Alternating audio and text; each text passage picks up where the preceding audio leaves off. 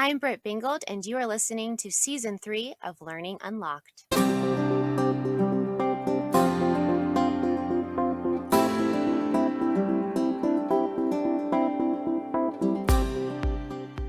Educators are the key holders to unlocking learning for students. Today, as always, my goal is to provide you with resources and tools, the keys, to enable and accelerate learning for all students. Thanks for joining me today. Let's get started.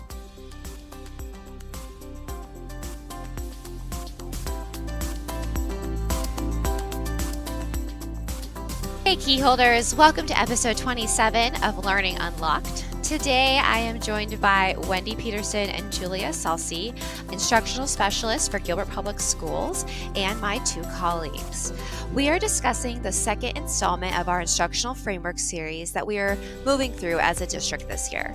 Even though we are hyped up on coffee and candy corn and can see the fall break light at the end of this tunnel, Wendy and Julia illuminate for us the beauty and the complexity of lesson design. From learning goals and success criteria all the way through to what makes instruction intentional. As we continue to focus on this domain in our district through the coming years, we hope to keep unlocking the main differences between lesson planning and the art and science of lesson design. So with that, I am pleased to welcome back my two dedicated and brilliant colleagues to the podcast to help us discover what it truly means to design.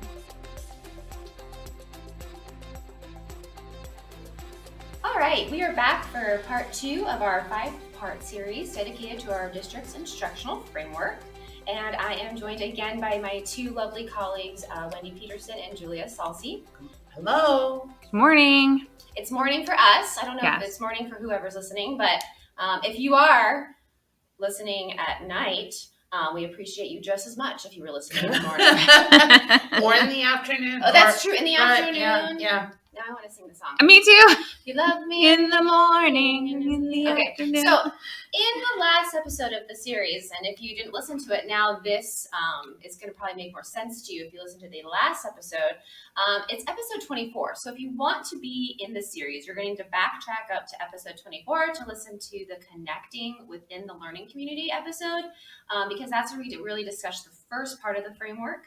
And that's the learning community and the essential components that has in instruction. But now we are going to shift our focus from connect to design. So ladies, what are your thoughts on how these two domains still work together to create concrete instruction? Well, so when we're talking about connecting, as we did in the last podcast, we're really connecting with students is built on trust. And trust is a component of teacher credibility. And teacher credibility is essentially whether or not the students believe you can teach them. Mm-hmm. And so when we talk about being able to connect with kids, yes, we talk about the relationship building, but a piece of that is being competent as the instructional leader in the room. And so when we are building concrete instruction, we want to make sure that we are showing kids that we've considered who they are, what they can do, and we have designed instruction to meet those needs, built off of things like feedback and assessments and all of that. Putting those together is so important because through my years in this profession, I've seen some teachers who are just loved by kids, but it's just because they've only developed the relationship. Mm-hmm. That is not our job. Right. Our job is to teach. And so this design component means that we're thoughtfully creating lessons to help them learn. And so those two have to go hand in hand, like Julia said. I also think it means that you're making those connections each year with the kids you have in front of you at that moment, and that you're also designing your instruction for the kids that you have at that moment. That is so true. I think a lot of us miss that kind of, I'll just reuse or recycle things, and then when it doesn't work with that specific group, we're like, oh wait, what happened? Well, kids change and they're changing rapidly. they were already changing rapidly, and now we've thrown in a pandemic. So I think we just need to make sure that we are making connections with the kids that we have, and then designing specifically for those kids. Yeah, the kids are different every single year. So I don't remember any year in the classroom when I used exactly the same lesson that I used before. And even in our jobs as instructional specialists, sometimes we'll hear, oh, you've taught that many times, that'll be easy. And there we are reworking it because we know we have a different group, or we have a different perspective, or the previous group gave us insights that now we want to share with the next group. Totally. That is all about the design process. And that's what makes us credible. Yeah. Right. Yeah, because we do look at what maybe a principal's needs are and adjust based on what they've told us maybe their staff needs, even in a training. Absolutely. So we always are adjusting, and so I think that's important. Okay, so the first concept under the design domain is called learning expectations.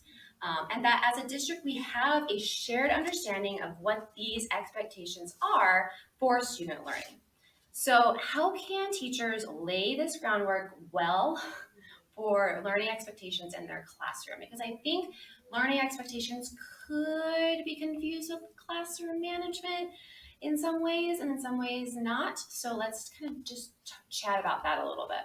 Well, they can go hand in hand. They are interwoven. Right. And in fact, when we're called out to work with some teachers who are struggling with management, we found, you both can attest, that oftentimes it's really either lesson design and or lesson delivery that is the issue. But learning expectations reset the tone for what it is that we're really doing here.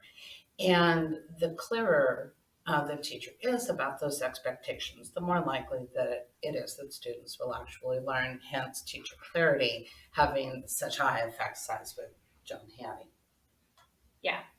Well, and we talk with, in learning expectations, we're talking about learning goals, success criteria, learning targets, and all the research for teacher clarity as well with John Hattie. And so it's kind of like teachers have those expectations, but they have to be shared with students. Right. And that's typically where so many of us have like the greatest of intentions, but and we know, and we know where we're going, and we know what each day is going to be building toward. But if we never share that with the students, we miss the opportunity for them to be active players in their learning process. And students need to own their learning. It is their learning. And the more opportunities we give them to see what we're doing and see why we're doing it and see where we're going, the more relevant each day is going to be from one day to the next. Well, and I also think attaching again to the connect part, when we include kids, whether they're kindergartners or whether they're seniors in high school, in their education, they feel respected and valued and seen and heard. Right. So the relationship is strengthened, but then the learning is strengthened because they understand what the expectations are and can speak to them. Right. And so I think that's why the word groundwork is so important. If you don't lay it at the beginning of the year and have it consistently going on throughout the year, that's where a lot of struggles, I think, of teachers, like where they have kids misbehaving or they don't understand what's going on in the classroom. Or if we walked into a classroom and say, hey, what are you learning today? And they have absolutely no idea. It's because that groundwork, that foundation wasn't laid. And it's really hard to get kids on board with some of your design choices or your lesson plans if they don't know what those expectations are and where they're going and what's going to make them successful during this unit, during this quarter, whatever it is. Well, I'm sorry. It also reminds me of when parents say to kids, what did you learn in school today? And they say, nothing. Right. So when I first started, we didn't call them learning expectations back in the day. But when I first started using them with my students, Objectives or something. Objectives. Yeah. I would say to my students, when you're asked today, what did you learn at school? What did you do at school? This, right here. Let's practice. This is your come response. Out of your mouth. And I would tell parents at open house night or conferences or whatever, If your child says nothing, we did nothing. I have never once in all my years of teaching had a we did nothing day. Right. Not one time. I do not intend to. So if that's the response, please give me a call so that I can make sure your child understands Right. what we were learning for that day. What So, the expectations were what the and what the goals were for that day. correct. Well, and it also goes to the idea of relevance. They need to know that their learning is relevant, and they need to know that each day is relevant to the next. Mm-hmm. And so when we're talking about laying that foundation of learning expectations, I think the groundwork is also the culture of your classroom. It's not just at the beginning of the year you set this culture, but regularly looking at learning expectations is something that should be built into the routine of each and every day. Mm-hmm. Yes. And what that looks like in each classroom can be different, but there should be totally. a standard routine of kids knowing what they're doing that day, why they're doing it, and where it's taking them. And then they need opportunities to reflect on those learning expectations. Where have they been? What do they know? What are they still struggling with? What can't they do? What can they do? And then ways to articulate that. That's really how you're going to keep kids driving and pointing toward kind of that standard set of expectations. Yeah. So definitely important in the design process. And we all know like designing lessons and units and courses is a lot of work. And so we don't want that work to be fuzzy for kids or for us, right? Teacher clarity is also student clarity. So we're gonna remember that. Okay, so that's the first concept is learning expectations and laying that groundwork. And so the next concept is really where it gets a little, what's the word I want, ladies? I'm not sure. Like there's just a lot. There's a lot in there. It's a big one. It's like a big concept and there's a lot of keywords, but all of them are critical. So it's like one of those things where you're like scaffolding and the formative assessments and feedback and make sure you have this. And there's a lot in there. And it's true because lesson design is complicated. It's critical. But it is complicated so I think we first need to make the distinction between lesson design for teachers and lesson planning. So how can we differentiate those two things? Because I think it's important to do so because planning doesn't really seem as complicated as design. Yeah, it's not. And I used this example when we worked with the administrators and ambassadors. In my classroom, most of the time, and remember that everything we don't want people to do, I have done. I've had a lot of time. Me too. So we learn from our mistakes and we grow from them. So lesson planning meant that in my lesson plan book with those little teeny tiny squares, some of you might remember them, it would say things like Monday, read the Scarlet Ibis. Tuesday, finish Scarlet Ibis, answer questions 1 through 6 at the end of the chapter. Wednesday, read The Most Dangerous Game. And that was my lesson plan. Was it your short stories unit? It was my short stories unit. And then you guys are making fun of me. No. I had a short stories. I had a poetry unit that was a rocket. I know. Until I realized I needed to weave those all into other units. Oh, yeah. Okay, so once again, everything that we don't want people to do. We've done. And that was certainly one of the things was doing, really just a to-do list and not a very good to-do list of what we were going to read each day. Now, I'd like to think that my actual lessons, that I brought something more than just read Scarlet Ibis, answer these questions. But it certainly wasn't intentional design. It was accidental design. It was accidental excellence. Oh, well, I don't know if I go that far, okay. But okay. All it right. was for sure accidental. Anything else on planning? Well, so I think I go back to the national board certification process for me was really when things started to click. I think I was in my 4th year teaching, and I sat down to write the first paper, and there's this statement that basically gets used over and over and over again. And it is because I know this about my students, I'm doing this, and therefore I'm going to see this. Okay, I want you to say that again, because when you first told me that, I was like, that is brilliant. Yeah. So say it again so people can get ready with a pen or pencil or their phone on record or something. Yeah. Unless you're driving. Don't do that if you're driving. Because I know this, I'm talking about our students.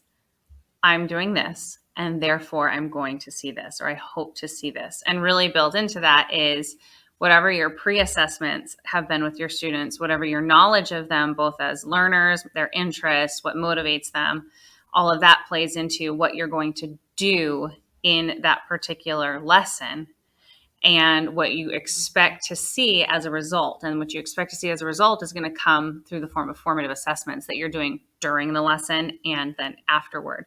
And so I think when we talk about design, I go back to Wendy's Square, I remember those, and they never gave you enough room. They didn't. No, like the week they gave you really is like a day. Maybe. Yeah. Mm-hmm. So I'm thinking if we live in that image, going back to each one of those squares and typing in this statement, because I know this, I'm going to do this, and therefore I'll see this. If we even did that every day, oh man, that would take for every lesson, that would have further. that would have a great impact, because I think it's leading people towards the idea of intentionality, as Wendy said, and that you have, and designing. Well, and personalized learning, which is part of design. Right. Like you said, knowing who they are, knowing what they care about, knowing what their interests are, personalizes the lesson. I think what you just said was brilliant, as so much of what you say is brilliant, Julia. This is a lot, and we don't believe, I think I'm speaking for my two colleagues, we don't believe that we're just going to transform from lesson planning to lesson design overnight. No. It's a learning process. Mm-hmm. So when Julia says, even if you just use this statement, that would make a big change. Right. So if you're like, I don't know where to start there. Yeah. And we actually used this statement with the administrators last year when they were developing their PD plans for their campus. Right. Administrators, because I know this about my staff, and we're going to do this, and I hope to see this. And so it's just a functional statement. It's one of the things that stuck with me through that process, and I think can be applied to a lot of situations, but definitely with students, it's a given. Well, it can be applied, even with your students that you're doing like enrichment or interventions with kids. Like, if I need to do an intervention, it's like, because I know this about what this kid can do, right? I'm going to do this now, or can't do, right? Now I'm going to do this, and I'm hoping to see this outcome. So I think it's a good statement for really a lot of those things that we talk about. We talk about intentional instruction, right? It needs to have enrichment. We need to see student growth, right? And it all kind of goes back to what the standards are, which I also think is different from lesson planning. From when I remember my first year teaching, I don't really remember looking at standards. I'm not going to lie. Sweetie, there weren't standards when I started teaching. No, but I think when I was teaching, there were There probably were. They had just come out. They weren't the new ones, but they were like, something. Arizona, whatever. Yeah, right, but it was always planning. What my lesson planning was, just like Wendy said, it was the content. Yes, it was content, not skill driven, right. And that's design is skills driven. So I think that's the distinction I really wanted to get to here. It is the distinction. Is that we're looking at, so that's why I said it's just like it's so many things that are different from if you just sat down and did a traditional lesson plan. Right. And so when we think about it, we got to make sure we know that we have obviously a road that we're traveling and that we're scaffolding, right? But we're also basically doing all of those things towards mastery of those skills. So I know. That's why I started with it, and I was trying to search for a word. I was like, design is. I know. The it's candy complex. corn and coffee did not kick in for my colleagues. I'm like, people, I need words. Yeah. Okay. Wow. All right. The next concept. Oh, we're not going to the next concept. Nope. We're gonna stop. We're talking about instructional. Nope. We're talking about intentional instruction. There's not enough coffee, listeners. We need to have more coffee. Okay. What makes instruction intentional? Oh, we kind of already touched on this, but really, can you guys give me a little definition? Like, what is intentional instruction?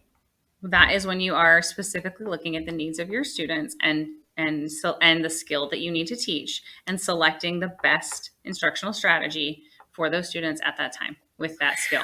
Julia's had enough coffee and candy corn. The candy corn has finally kicked in. Okay. All right. So here's the follow-up. How can teachers develop the skill or continue to develop the skill of intentional instruction design. So we talked about first starting with those questions, that like that nice question stem. And then what are some other ways they can start to build this towards more mastery? Well, to me, this is the beauty of a PLC. I don't have to go it alone.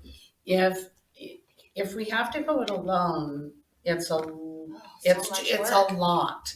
And I think when you're sitting down with a PLC, it becomes much more intentional than what were the first years of my teaching career, where I was all alone, all by myself, and nobody.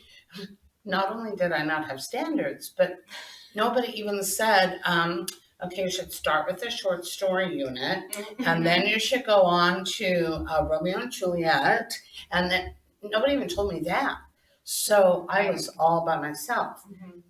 In a PLC, you can refocus each other on the intentional instruction, looking at the data of your students. And I'm not talking about district benchmark data, state data. I mean, I'm it talking could be that, about but it could be that, but that only your comes data, up every now and again. right? It's your data that will drive what you're teaching and how you're teaching it. And so to me, that's how you continue to develop that skill. And then like all other skills, practice.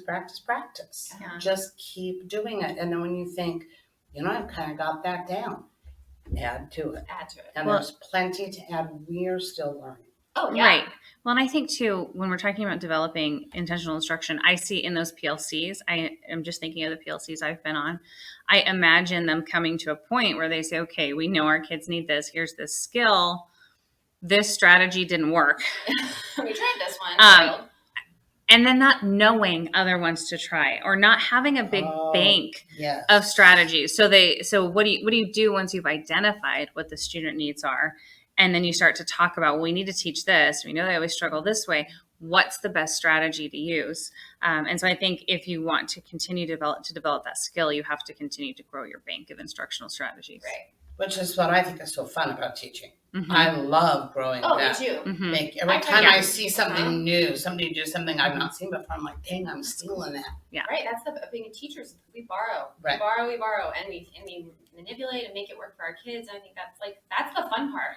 Well, and most teachers I know are more than happy to share. Well, like, go ahead, use that. This idea of intentional instruction is like a really big shift for a lot of teachers too. Like from going on their own island with no standards and just doing their own thing, and then moving into PLCs, and now moving into like these standards and skills and priority standards and skills. Like if you've been teaching 20 plus years, you've seen this large shift happen in education.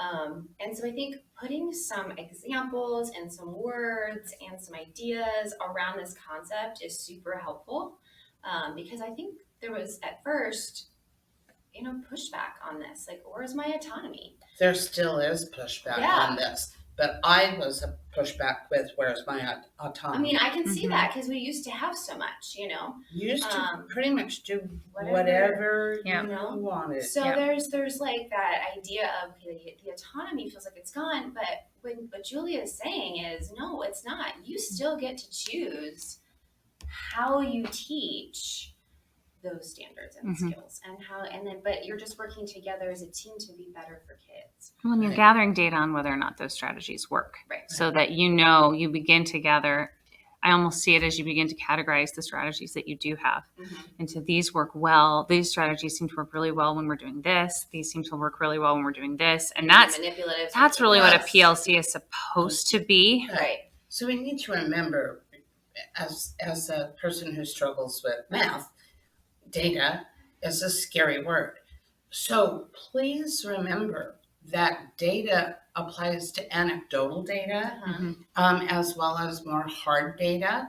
And so if I do a particular strategy and my students aren't engaged with it, or that's information I can take back to my PLC as I continue to plan. On the positive side, if I do something and they love it and they're wanting to do it again and I know it works instructionally, that's data that I can take back to my PLC as well. Yeah. You're great. Okay. I don't have a cough button. It's fine. Yeah. So I think there's just a lot when it comes to instruction being intentional. And I feel like there's just a little tweak for some teachers that have been teaching a really long time and are like, I've always been intentional with what I do. And that's not what we're saying when we talk about that. We are saying that now we do have these standards and skills that we have to make sure the kids master. But don't feel like you can't not have fun still, or autonomy, it or should choice. Still be fun. But you just need to make those choices wisely and gather data on them and discuss them in your PLC. You should be able to say, because I know this, I chose this, oh my gosh, we're gonna and go therefore I hope we're seeing we this, are right? Go full circle. But I can't let this go without telling you that I have had teachers say to me, remember when teaching was fun? Yeah. And I'm like, that's sad. why isn't it fun anymore? Right. Because if you can't have fun in this job, I don't know why you would stay.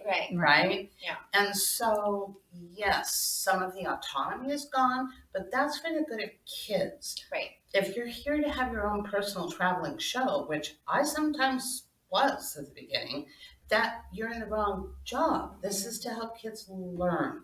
So based on research done based on research doesn't mean it can't be fun. Right. Yeah. Yeah. Sorry, that's one of my soapboxes. Well, and that's why I want to talk about it, because I feel like I felt like that a little bit too when the new standards came out. Like, wait, I really liked this. I love my poetry unit. Well, or like I made this big tree and it was gorgeous for To Kill a Mockingbird, and I had it in a corner, and it was like, and then I was like, well, I don't really know what I was doing with that, but I have to build my sugar cube pyramid. Oh yeah, no. And hey, maybe you can do that still, but you got to make sure you figure out a way to make it fit with your standards. To be able to justify it. Yeah, and be able to measure it somehow. Yeah. Okay, so I just wanted to kind of put that in there for those of us who had some anxiety when we transitioned into this kind of new educational realm. So our last concept of the design domain is instructional strategies. And I say that really excited because we love it. Yeah. Our department has dedicated itself to basically seeking out high-yield instructional strategies to help teachers meet students where they're at and move them forward. However, when we say the term high yield, what are we saying? We're saying that it produces a large learning effect on students in the classroom. And we know that because the research supports it. And we're not just talking about the research of John Hattie, which we talk about a lot in our department because he gets very specific, but we're also talking about Marzano's research and his high yield strategies. And so when we say high yield, we know it's been proven to move kids forward in their learning. Mm-hmm. Yep. And then, so how can teachers determine which strategies will be best when they're trying to figure out how to do something? I mean, that's, I think, where a lot of teachers get stuck. I could give a teacher a bank of strategies with all the definitions and examples all day long, but if they don't know how to apply that to student growth, they don't know. And that's where the PLC comes in, and it goes back to a comment that you guys made earlier about teachers having a lot of experience and thinking like, I've always been intentional with my instruction. This is the opportunity, and this is why PLCs are good, because you're not going to necessarily know which strategy is going to work best for a particular skill you're working on. But if there are 3 or 4 of you together talking about your experiences when you've taught this skill in the past, what has worked for you in the past, what hasn't, and then you line that up with your bank of strategies, you're able to really pull the collective wisdom and knowledge of the PLC together to make the best choice you can at that time. Right. Well, and so we want to remember too that you can say, oh, I want to try this strategy and try it and say, yeah, that didn't work as well as I wanted it to. That doesn't mean it was a failure. It doesn't mean that you set kids years behind because for that one thing you were teaching, the strategy didn't work. So some of it is trial and error.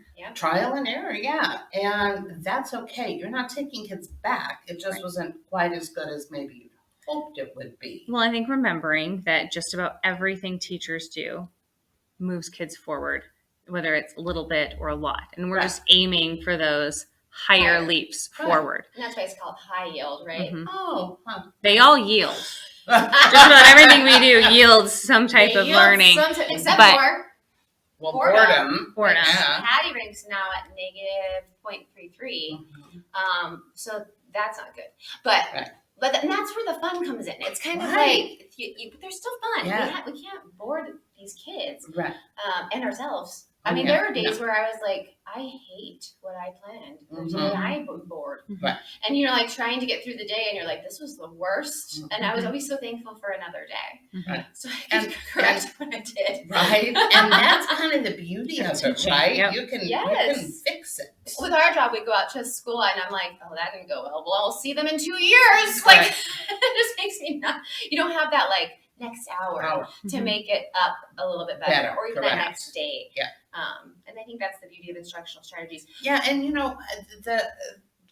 I'm thinking about a teacher, and I may have talked about her before, who decided to try something new based on something she'd learned from me.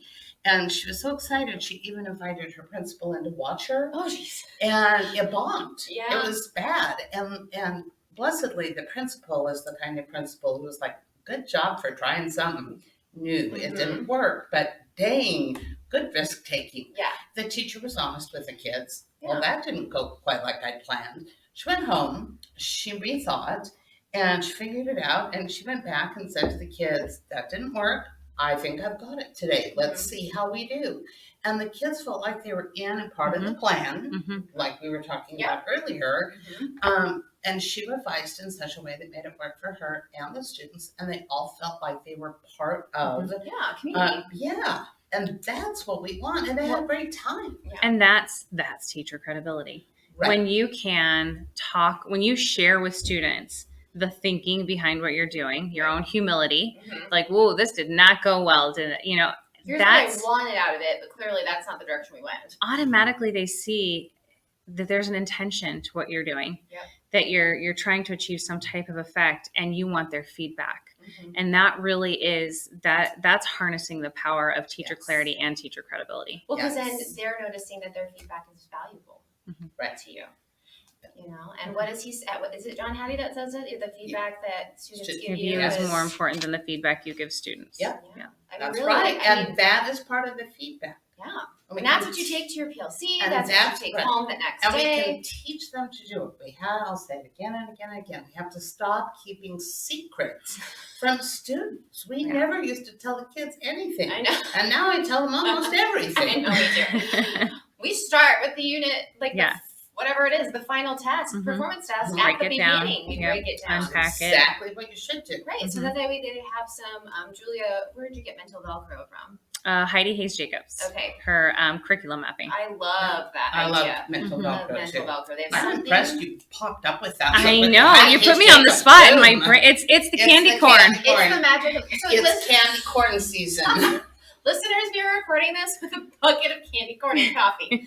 So just Okay, so it you know. sounded like you said a pocket of Oh, candy corn. no, No, like it's a bucket Yeah, of it's a candy whole corn. jar. It's quite large. Okay, so Yet it's still disappearing. Yet it's Thank- still going. Thanks to Julia. and me, I've been snacking. Okay. Candy corn is one thing that does not tempt me. So Woohoo! like, coffee does. So. Yeah. The well, pecan pie Yeah. coffee Yeah, is oh my good. gosh, Coffee. that's true. On top of it, we have pecan Pecan pie pie coffee. It's fall over here in Arizona, even though it's hot. We're Ha- making it work. Happy fall, y'all. Yeah. Happy fall, y'all. Mhm. Okay, so what I really want to just quickly touch on is we keep talking about instructional make, toolbox, strategies. Where do they get that? Where can teachers that aren't in our district find that? John, they don't know how to answer it. So okay, no, I have an I love answer. doing these live. With I'm you. gonna I'm gonna plug a book. Can I do plug that? the book, and then I was going to plug his website. Yeah. So the Beyond Quadrant A book. Great I book. don't know who wrote it. Oh shoot! It's have a it late. I pictured think in it's my late. mind. It's Look, over. we have some in the cabinet. Okay, keep talking. That particular book, I think, for when I first took this job 3-4 years ago, that particular book I loved because it was talking about rigor relevance, but in the very back, Well, the second half, author really. Bernadette Lambert. And I'll link it into the show yeah. notes for you guys so you can look at it. The second half of the book has a whole appendix of instructional strategies Are that promote good. that promote rigor and relevance. And so this is this for me was a great tool, a great resource We to use look it at. all the time. Mhm. Yep. And then Hattie, who we love, John Hattie, has his MetaX website, which I'm going to link for you guys, that has a list of his high yield strategies and his medium yield. I don't know how. That's kind of weird. Yeah. And then lower yield strategies. But you can then take a look at, you can like sort by effect size and look at what the top ones are. Yeah. And do a little bit of research and be like, oh, I didn't know that reciprocal teaching was so high. And what is that? And can I use it? So I think they just need to know. I mean, I didn't know any of those things until I got into this job. Well, and we tell teachers often that is now our job, is to find good stuff for them. Right. When I was in the classroom, I didn't have a lot of time to read professional books or professional articles. And neither do our listeners right now either. Right? You know? And so that, you know, if you don't have instructional specialists in your district or coaches in your district, yes, one, start working on that. Yeah. But two, the book Julia mentioned, the website that Britt was talking about, that is your best bet. Throw into a Google search instructional strategies and things will come up. Jennifer Gonzalez with Cult Pedagogy and Edutopia, they usually have things that you can take right back in your classroom. All of the Marcia Tate book series, the worksheets don't grow dendrites, Love shouting, those have really good take out this, put in this strategies as See, well. I asked them the question. They had absolutely no idea. Now they can't stop talking about it. Well, oh my word. I'm going for more candy corn. She's going for more candy corn.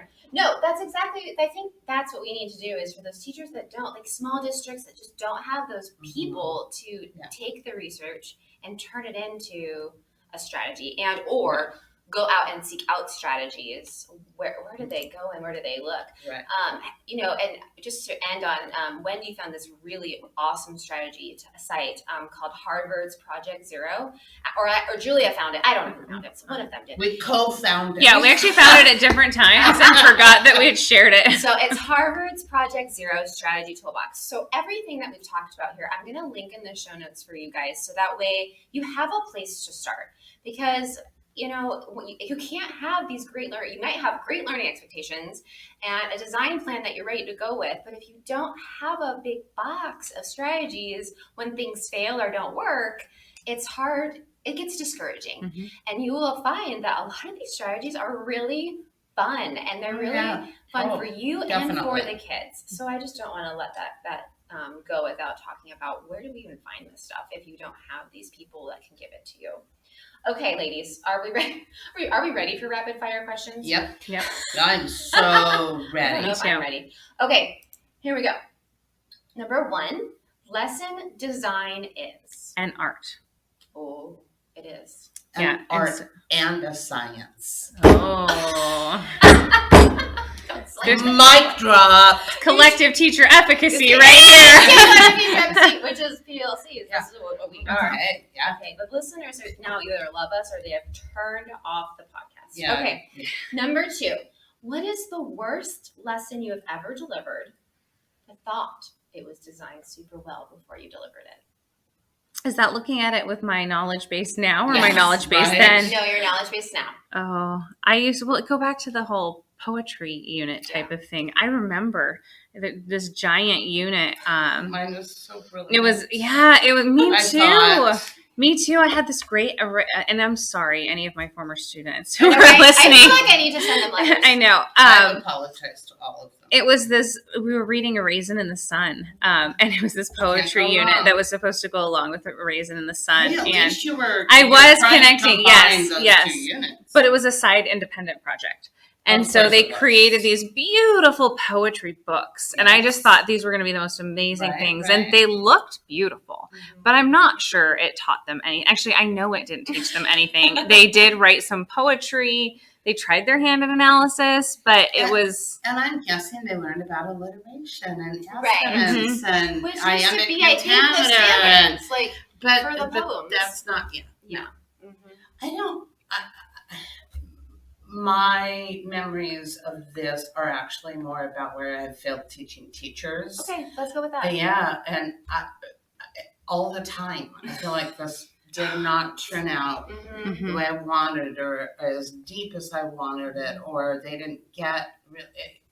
It really is all the time, and I don't think that the people in the trainings would necessarily think, oh, well, that was awful. Right. But knowing that I could have done better, that I could have driven it home better, that maybe the strategy I chose to use wasn't the best strategy, but I wanted to use it. Yeah. So it's all the same things that I would see in a classroom. I feel the same way. Sometimes I like really suffer from imposter syndrome in this job. All the time. You know, where I know what I'm talking about, but it's not coming out of my mouth correctly. And you're in front of a group of 70 teachers or 30 teachers, and you're like, oh man, do I look like an idiot? Yeah. I think we've all been there, but we think we know what we're doing. We walk in, we've designed it, we've really tried to think through all the different bumps that could go wrong, and we just sometimes the unexpected happens, and we do our best. You know? And it can happen to anybody. It doesn't matter who you are. Well, I always share what I think are my really brilliantly designed lessons or trainings for teachers, and I share them with my friend Wendy, and we work on this term I have an issue with, which is complexity. And she's always reminding me to keep it simple, and sometimes I take her advice and sometimes I don't, and when I don't, I typically find that I should have. So, but we're all complexity something else. It's enchanting. I found a quote by Keats that says, I don't know, but something about how your complexity enchants me, and because Julia sometimes sees that as a negative thing, right? And I see it as such a positive contribution to our team.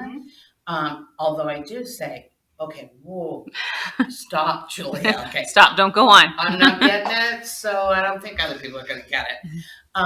But that's also the beauty of having each other as a PLC. So yep, that's perfect. I really just wanted to talk about, like, we've all been there. We've all been there. Don't feel like you're alone. Yep, and we're still there. Yeah, we're still there, and we're teaching teachers. So, okay, what are your top 2 components of a well-designed lesson? And I mean this in a very specific sense, student engagement. So they have to be doing stuff all the time. It's with Julia terms, the active learning experience, students have to be doing something. That to me would be like number one. Yep. Actually right after the clarity. Yes. What is it that we're doing and why? Yeah, I think it's when you walk into a classroom, it's the intentionality of everything is clear. Yeah. That's really the two things are just like Wendy said, that clarity, and then are the students involved in their learning the entire time, or are they passively watching their learning happen? Is the learning about them, or is the learning about the teacher? Yeah. Well, the learning you should know what you're talking about. Well, yeah, whatever. See, it's like a love-hate relationship in here. Mostly love. Mostly love. It's like love, grumble, love. Grumble, yeah. grumble. Don't forget love, candy corn. Yeah, and coffee. Yeah. It's like a real family. Those are like the real questions about design and lesson design, and then I just completely went off because I saw this on the internet. I thought that was funny. Okay, you have 30 minutes to spend $10,000 inside one store. Where are you going? Home Goods. Yeah. That was the first thing I thought. Okay, so what are you? Was it really? Oh yeah. Oh, and they're going together. They have 20 guys. This is dangerous. $20,000 inside Home Goods between Julia and Wendy. Although for me, Dillard's is right up there. If I did Dillard's, I could get clothes and home stuff. And stuff for my granddaughters, and True. But if you go to the Home Goods that's attached to a TJ Maxx, right, which the Home Goods I go to is. You could really. Yeah, I probably won't be able to work the rest of the way from pondering this question. I've now ruined the entire days of work. Now Wendy wants to know where she's spending her $10,000. Yeah. Okay, last question. What is your favorite season? Oh, please. Fall. Do we call it fall? Autumn? We call it fall. We haven't used autumn. It's not a... Yeah, we call it fall, but I thought you preferred autumn, Wendy. I do actually. It just sounds nicer. You know what the joke is in America? Uh-huh. We say fall because leaves fall down. Oh, And everywhere else in the world says Autumn. right? Yeah, I'm I like, think we all, oh. and of course it depends. Are we talking about Arizona? Are we talking about other parts of the country or the world? Right. No, Because where we live now. but I love winter in Arizona. I have to say that finally the temperature is tolerable for me, and we get a little bit more rain. Oh, we go on more But walks. right, but there's something about the idea of fall. And the colors. Well, I like the idea of it, like, it's symbolic. Yes. The pieces of the year are falling away. Oh, see, and I feel like that better than leaves fall down. Right, because it's a season of change, and I feel too it's like the season right before the holiday season. It's a symbol. It's a symbol of hope and joy that comes with those the holiday season. So for me, that's why I love fall. Yeah, which is why again we're drinking pumpkin pie coffee and eating candy corn. And our office smells like what do we have? Pumpkin spice. Pumpkin spice in our diffuser. Yeah, it's. We decided it was fall, even though in Arizona it's still hot. It's 100 degrees. Yeah. Yeah, but it's cooling down, so that's exciting. There's hope in the morning and the evening. Hope in the morning. Yeah, it is. Regret your sweater choice in the morning, in the afternoon season. So okay. Thank you, ladies. As season 3 and 4 progress, we are going to be discussing the remaining 3 domains of the instructional framework. Remember that the whole instructional framework is connect, design, instruct, assess, and reflect. So we have covered connect and design. And so the last 3 we're going to talk about are instruct, assess, and reflect. If this is of interest, please look out for those episodes with those words in uppercase letters in the episode titles. Any final thoughts, Julia, on this? Because Wendy just left the building. I don't know what she's doing. It's fine. No, I just say keep it simple.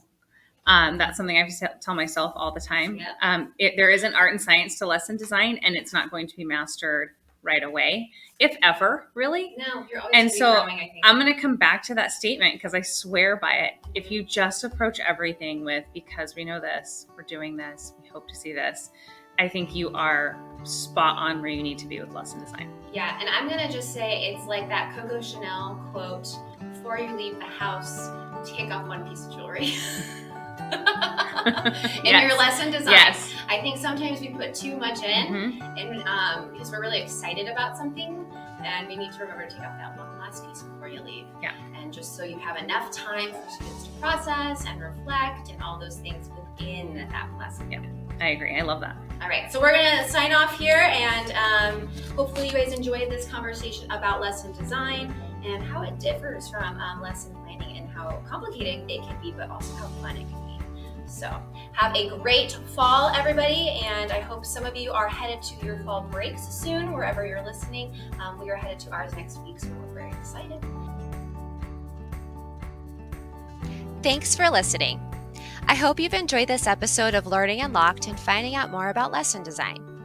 If you've listened today as a GPS educator, you can receive PD recertification credit by visiting our Employee Hub page and navigating to Professional Growth and then clicking on the button that says Digital PD Courses.